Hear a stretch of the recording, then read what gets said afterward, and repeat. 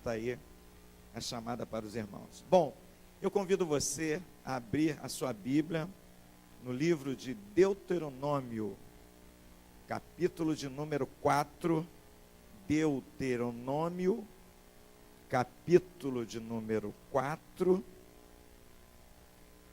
nós vamos ler os versos 1 e 2. O tema da nossa mensagem é orientações de Deus. Convido você a ficar de pé, para a gente cultivar o nosso hábito. A gente pode ler a Bíblia sentado, não é pecado ler Bíblia sentado, mas a gente tem esse hábito, né, de ficar de pé, como uma atitude de reverência à palavra de Deus. Então, Deuteronômio, capítulo 4, versos 1 e 2. Diz assim a palavra do Senhor: Agora, pois, ó Israel, ouve os estatutos e os juízos que eu vos ensino, para os cumprirdes, para que vivais e entreis e possuais a terra que o Senhor Deus de vossos pais vos dá.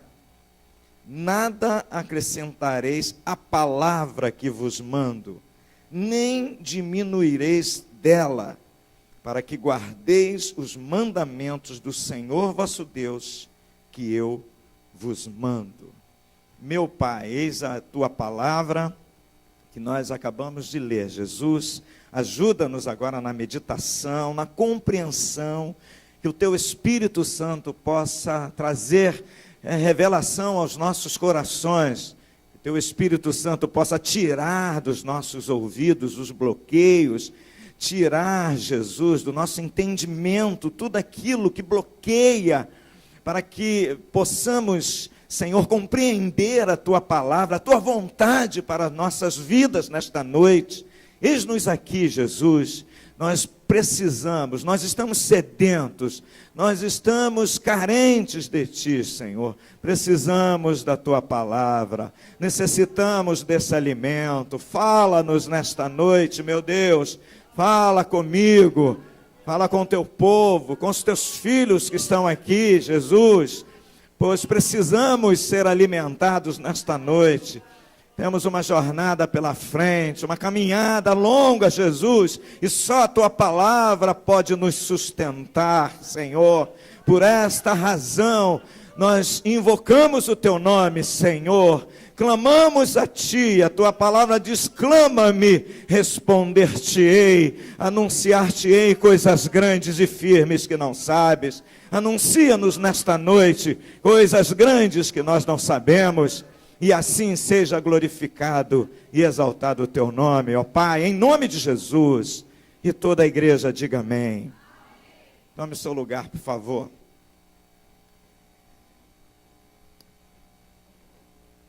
Orientações de Deus. Observamos na leitura dos 2 primeiros versículos desse capítulo 4, de Deuteronômio, que Israel estava diante de um grande desafio. Por quê? Porque eles tinham vencido o Mar Vermelho, eles tinham já ultrapassado o Mar Vermelho em direção à terra prometida, a todas as promessas de Deus. Eles estavam caminhando em direção à terra prometida. E diante deles, haviam muitas coisas a serem vencidas. Eles tinham que desapossar aqueles povos daquela região. Eram muitos os povos. Lá no capítulo 7, um pouquinho aqui à frente, desse mesmo livro, a gente vê aqui que haviam lá, naquela região, pelo menos 7, ele diz aqui, 7 nações. Ele diz os heteus, os girgazeus, os amorreus, os cananeus, e os ferezeus, e os heveus, e os jebuseus, e os heteus, e os ateus.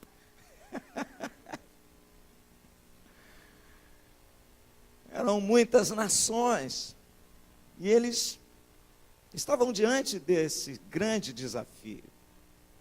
E aí Deus, sabendo disso, Deus diz: olha, eu preciso dar umas orientações para o meu povo. Eles precisam saber como se portar diante desse novo desafio. Até então, a experiência deles era com os egípcios. E agora eles iriam se deparar com outros povos, outras pessoas, outros hábitos, outros costumes, outras práticas. Eles iriam se relacionar, interagir com essas pessoas.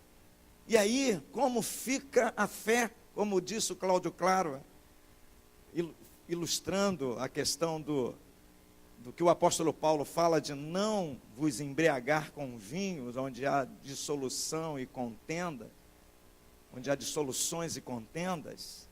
E aí Paulo chama atenção pelos hábitos antigos. A gente tem esse costume de querer trazer os hábitos antigos para as práticas novas, para a nova relação com Deus, esquecendo que Deus tem seu próprio modelo, o seu próprio meio de se relacionar com a gente, com o seu povo. Deus não precisa de nada, aliás, nós que precisamos dele. O homem que precisa de Deus, o mundo que precisa de Deus, Deus não precisa de nada. Ele por si só se basta. Ele é Deus. Se você agradando ele ou não, você dizendo que ele é Deus ou não, se você não acha que ele é Deus, ele vai continuar sendo Deus. E você, nós vamos morrer. Ele não morre. Pois bem, haviam algumas situações cruciais, alguns pontos importantes nessa jornada dos hebreus. E aí Deus orienta Moisés o que ele devia fazer. A primeira coisa que Deus orienta a Moisés é que ele devia nomear Josué como seu sucessor. As pessoas, o grupo, nós precisamos de uma liderança. Sem liderança, a gente não sabe o que fazer. É necessário um líder, o líder para conduzir, guiar, e Deus sempre trabalhou desta forma, sempre levantando líderes, homens que pudessem liderar e guiar o seu povo. E aí Deus diz que Josué é o homem certo para dar continuidade ao processo que tinha começado com Moisés, porque Josué reunia algumas características que são peculiares aos líderes. Primeiro, Josué estava em treinamento e ele era um bom aluno. E a gente observa, e aí não vai dar tempo de consultar muito a Bíblia, mas, por exemplo, em Êxodo capítulo 33, no verso 11, você vai observar que Josué não saía da porta da tenda. Ou seja, um aluno em treinamento muito aplicado, querendo aprender com o seu líder, olhando de perto. A tenda de Moisés ficava perto do monte onde Deus falava, Deus se manifestava. E aí Josué, querendo aprender, estava ali próximo. São características dos alunos que querem aprender. Quando a gente olha na história de Eliseu, a gente percebe a mesma postura de Eliseu atrás de Elias. E Elias ainda o desafiou, disse: se você me ver sendo arrebatado, aí você vai ser líder. E aí Eliseu ficou doido. Ele falou: meu Deus, como eu ia onde Elias ia, ele ia atrás. Eu penso que, aí na brincadeirinha, né, que quando Elias ia dormir, e ele esticava as pernas assim, Eliseu estava lá nos seus pés. Ele falou: cara, sai daí. Não, eu estou aqui. eu quero aprender, eu quero crescer. Pois bem, um líder em treinamento, e um aluno com desejo de aprender. Segunda coisa que a gente vê na vida de Josué é que ele era um moço corajoso. E aí é uma das características de uma liderança. Um líder tem que ser corajoso. E quando Deus manda, lá no primeiro capítulo do livro de Josué, Deus fala isso para Josué. Diz assim: sede forte e corajoso, não temas. Assim como eu fui com Moisés, eu serei contigo.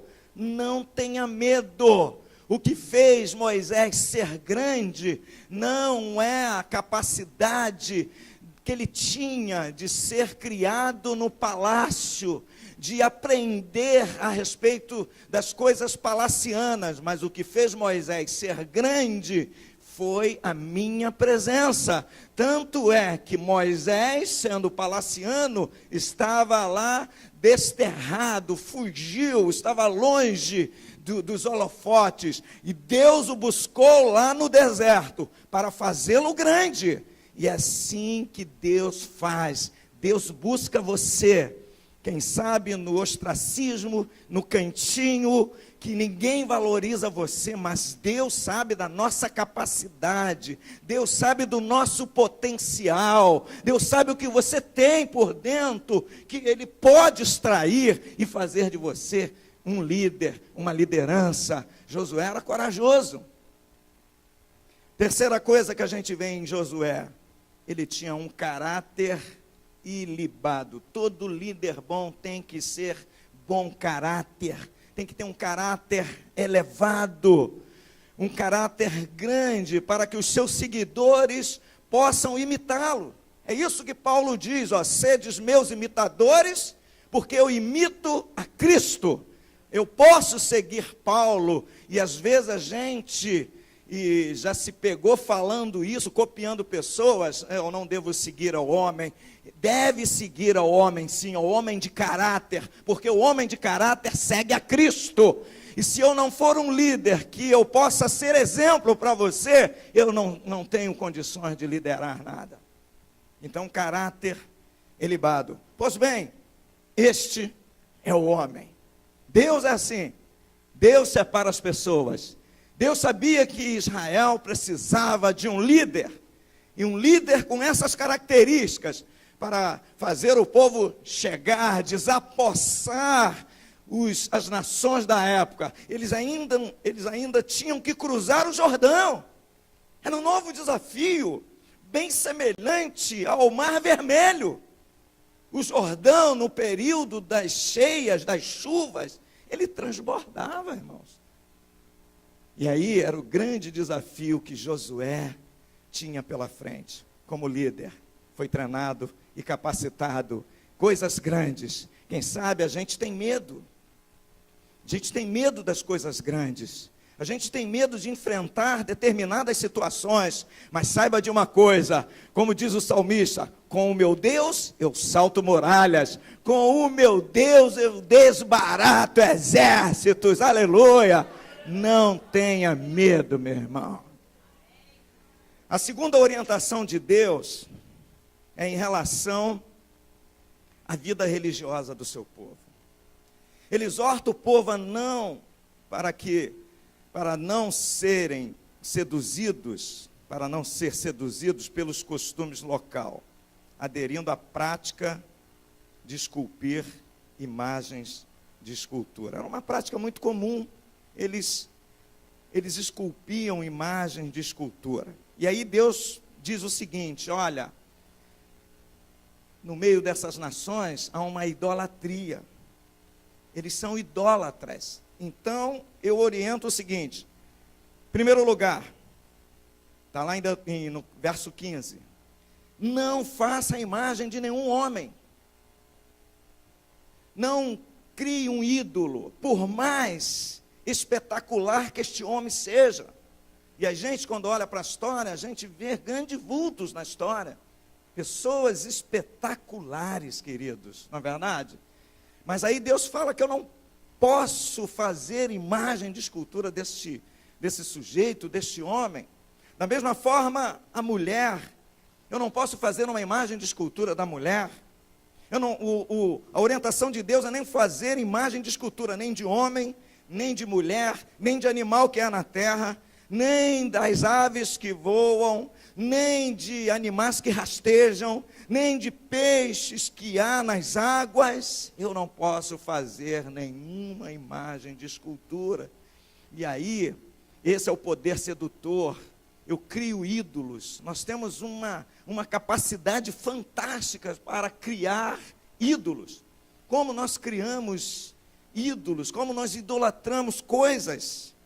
E aí Deus vai mais além. Ele diz assim, ó: quando vocês olharem para o céu, vocês estarão vendo o sol, vocês estarão vendo à noite a lua, e vocês estarão vendo as estrelas. Cuidado, porque os astros são sedutores. Imagine, irmãos, a gente quando sai um pouquinho daqui, né, do meio dos prédios grandes, dessas nebulosas, dessas coisas que nos limitam a nossa visão da lua, e a gente vai em algum lugar, numa montanha, em Teresópolis, por exemplo, Friburgo, e naquela noite de lua cheia, a gente contempla a lua. Que coisa linda, que astros, que satélite sedutor, que coisa maravilhosa. E aí Deus fala assim: cuidado para que vocês não prestem cultos ao sol, à lua, às estrelas. Cuidado, essas coisas lindas e maravilhosas são obras das minhas mãos, eu criei, eu sou o Criador. Não adorem, que era uma prática, Deus Sol, Deus Lua, não é? Os amorreus, eles tinham lá o Deus Sol. Aí quem era a mulher do Deus Sol? A deusa Lua. É sempre assim, no paganismo tem sempre o Deus macho e a deusa, tem a fêmea, sempre tem isso. Foi exatamente o que aconteceu com o apóstolo Paulo em Atenas, Atos 17, quando ele chega no Areópago, e ali ele começa a pregar Jesus e a ressurreição.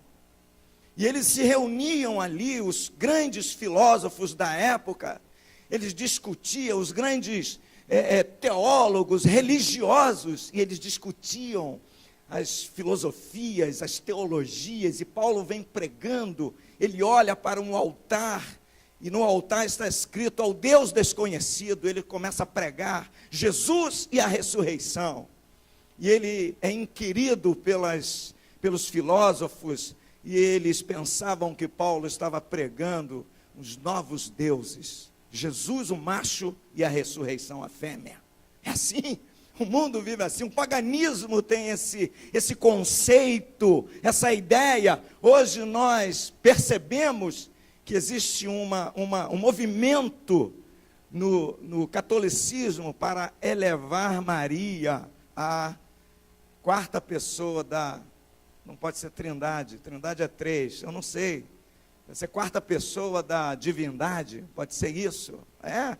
Porque isso é cópia do paganismo, é o paganismo entrando, e ele vai entrando lentamente, sutilmente, é o veneno que mata com as gotas, uma gota hoje e outra amanhã, e ele vai secando, e vai destruindo os órgãos importantes, e quando nós damos conta, nós estamos mortos, não há mais saída. Pois bem, aí Deus diz que eles não deviam copiar. Lá no verso de número 26 do capítulo 7 de Deuteronômio, Deus diz assim, ó: não permita em sua casa coisas que desqualificam a tua fé. Cuidado! Não permita que entre na sua casa nada que possa colocar a sua fé em xeque.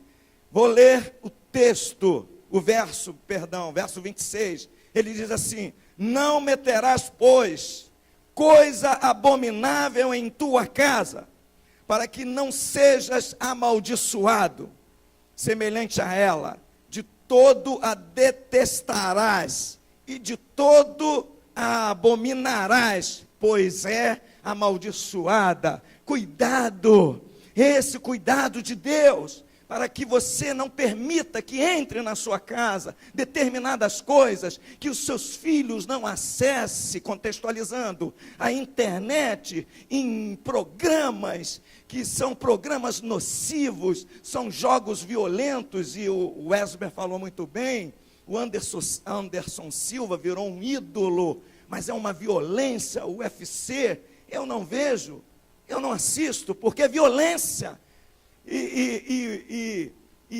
Obviamente, Deus transforma as coisas. Nós sabemos que tem lá lutadores que se declaram cristãos, evangélicos. Isso aí é outra história, não me cabe aqui, eu não quero fazer juízo de valor, mas eu não assisto, são coisas violentas. Os jogos, nesses jogos que são violentos, que matam, que massacram, os sites pornográficos, não deixe entrar na sua casa, meu irmão. Essas coisas, elas entram sorrateiramente, elas entram pelas portas dos fundos, elas entram pelas brechas, elas não entram pela porta da frente.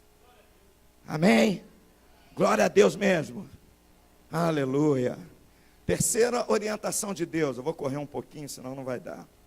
Terceira orientação de Deus se dá em relação à vida social. E aí mais uma situação polêmica. Primeiro, Deus diz assim: não faça aliança com as nações. Irmãos, Deus está dizendo que uma aliança é uma coisa muito séria. Quando você faz uma aliança com alguém, você tem que cumprir. Foi exatamente o que aconteceu com Josué. Josué fez uma aliança com um grupo que os enganou, enganou Josué. Eles disseram assim, olha, nós chegaram com as roupas assim, toda, né, tudo massacrado, assim, tudo sujo, e falaram para Josué assim, olha, nós estamos vindo de muito longe, e nós estamos assim necessitados, nós precisamos de você. Enfim, eles contaram uma história que Josué, naquele momento, não vigiou. Josué não teve uma consciência, ele não conseguiu detectar que aquilo era um engano. Pois bem, Josué fez uma aliança com eles. E aí, depois que Josué descobre que aquilo era tudo mentira, que eles não eram de longe, que eles eram vizinhos, ali do lado, bem do lado. E aí, Deus falou para ele, agora honra, meu filho, honra o compromisso que você assumiu. Saiba de uma coisa, meu irmão, nessa hora você tem que sofrer o dano, porque Deus, Ele quer que você honre aquilo que você assumiu, porque Deus honra o que Ele assume. Então não faça, é isso que Deus está falando, não faça aliança com as nações, não faça aliança com eles, porque há caminhos diferentes, são ideias diferentes, pensamentos diferentes, valores diferentes. Eu quero isso, eu quero ir para cá, mas o meu sócio não quer. Eu perco esse contrato, mas eu não negocio o meu caráter.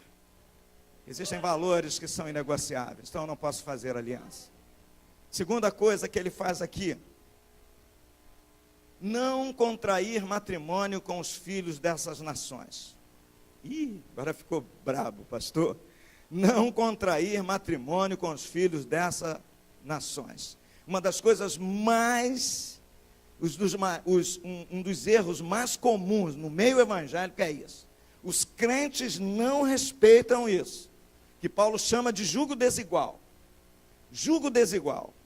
Ou seja, um crente vai buscar alguém lá fora, e traz, e casa, e aí, em alguns casos, as coisas dão certo, mas em outros, na maioria dos casos, não dão certo. porque se chama jugo desigual. E Paulo vai mais além, ele joga pesado. Se você ler depois 1 Coríntios 6, 1 Coríntios 9 também, Paulo está falando o seguinte: que acordo há entre a luz e as trevas?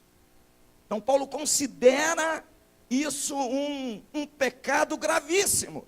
Então Deus está orientando aqui, dizendo: não contrair matrimônio com os filhos dessas nações, não darás tuas filhas e seus filhos, e não tomarás suas filhas para teus filhos.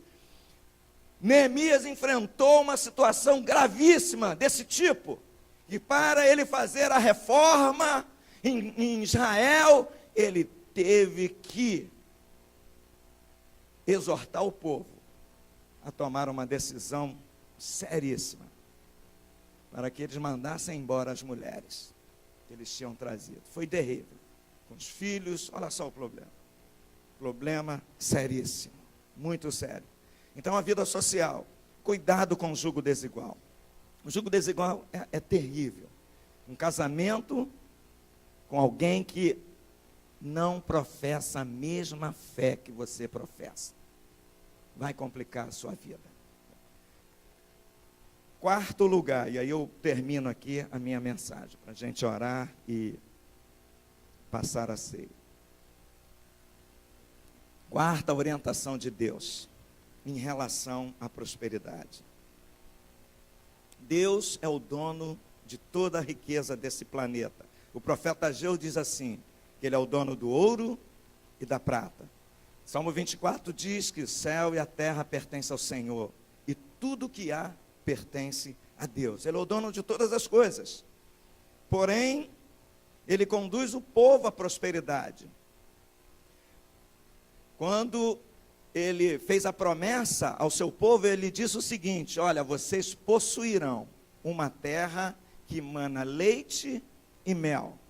E aí, se você olhar um pouquinho aqui, você vai ver que essa terra, ela é espetacular, ela é maravilhosa. Ora, no capítulo de número 8, se você olhar um pouquinho, ele diz assim, no verso 7, porque o Senhor teu Deus te faz entrar numa boa terra, terra de ribeiros, de águas, de fontes, de mananciais profundos que saem dos vales e das montanhas. Ele que criou, ele sabe de tudo isso, ele sabe onde ele colocou todas as nascentes, todos os rios, ele conhece tudo. Terra de trigo e cevada, de vides, figueiras, romeiras, terra de oliveiras, de azeite e mel, terra em que comerás o pão sem escassez, e nada te faltará nela, terra cujas pedras são ferro, e de cujos montes cavarás o cobre. Ó, todas as riquezas minerais, Deus sabe de tudo, de todas as coisas, meu irmão, minha irmã, e Ele nos abençoa, e aí Ele traz um alerta para o seu povo. Primeiro, não esqueça de louvar o Senhor. Quando você estiver prosperando, louve ao Senhor, adore a Jesus, engrandeça o nome do Senhor, exalte o nome do Senhor, não esqueça disso. Obrigado, meu Deus, agradeça a todos os momentos, todas as vitórias, todos os contratos que você assinar, todos os CDs que você vender, todos os negócios que você realizar, todas as bênçãos. Senhor, muito obrigado, obrigado pela vida. Quando você levar um garfo de um feijãozinho na sua boca, fala obrigado, Jesus. Quando você comer um sanduíche desses aí do McDonald's e dá aquela dentada, abre bem a boca, né, que o troço é largo, é enorme, agradeça ao Senhor, aleluia.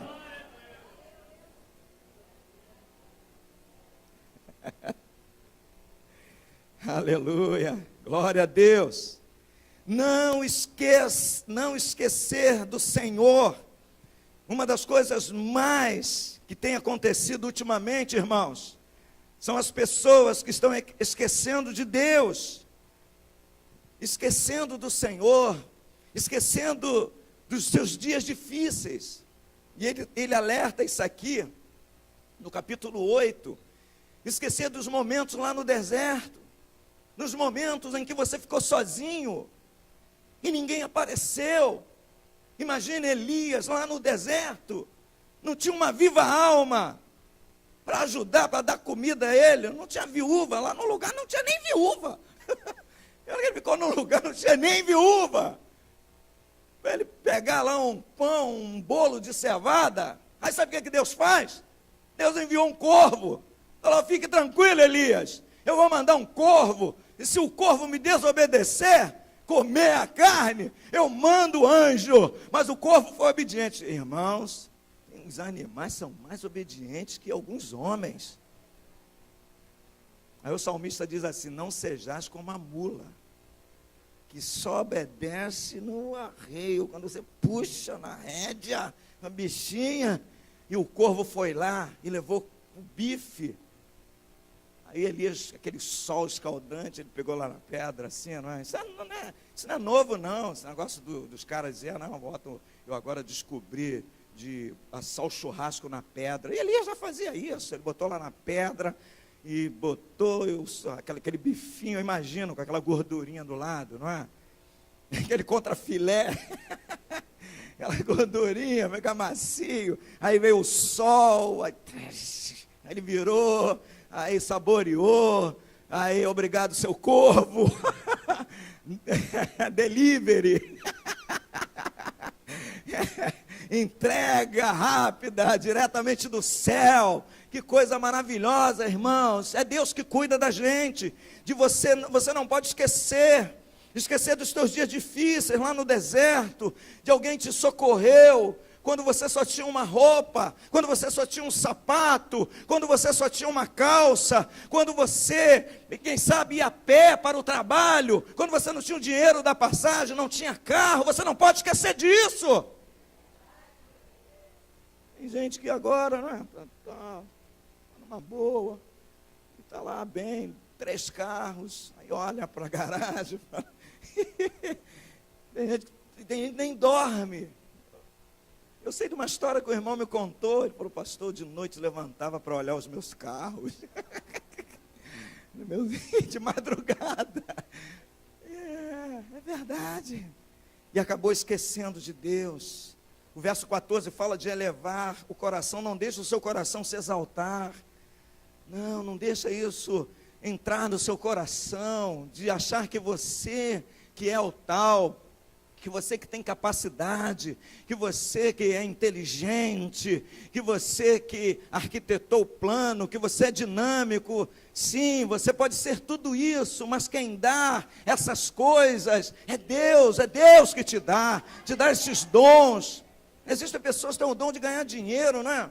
O Silvio Santos tem o dom de ganhar dinheiro, rapaz. O cara bota a mão, ganha, aí deu errado, ele chuta aquilo, pega outro, aí o troço cresce. Deu errado, ele vai lá, pega outro e vai crescendo. E a coisa que eu não entendo é que ele dá dinheiro. Ele nunca me deu dinheiro.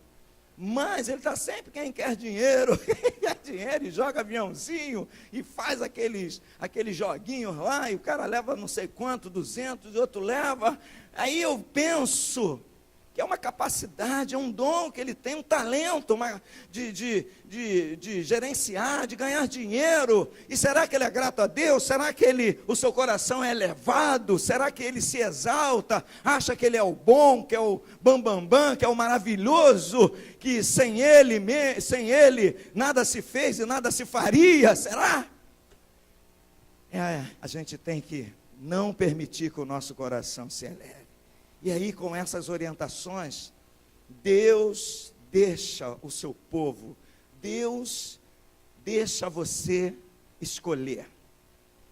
Lá no finalzinho do livro, ele diz assim, a gente fecha aqui a nossa mensagem nesta noite.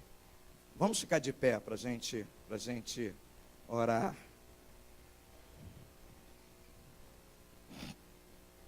Ele diz assim, eis que coloco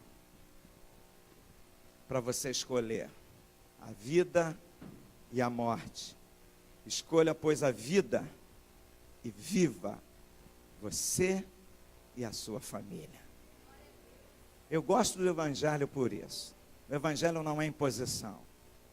Não é Deus está sempre nos ensinando e nos estimulando a tomar, a escolher as coisas melhores, as coisas certas. Eu quero orar por você. Feche seus olhos.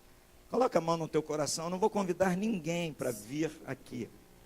Mas aí mesmo no seu banco, no seu lugarzinho, o que o Espírito Santo falou com você, quem sabe você vai sair daqui hoje com algumas decisões, com algumas coisas definidas no teu coração. E aí, que o Espírito Santo que tocou você, está direcionando você. E aí eu quero orar com você, para que você firme essa decisão que você tomou aí no seu coração. Senhor, em nome de Jesus, Pai, eis os teus filhos que ouviram a tua palavra, essa palavra que o Senhor me colocou como instrumento aqui em tuas mãos, para falar ao teu povo.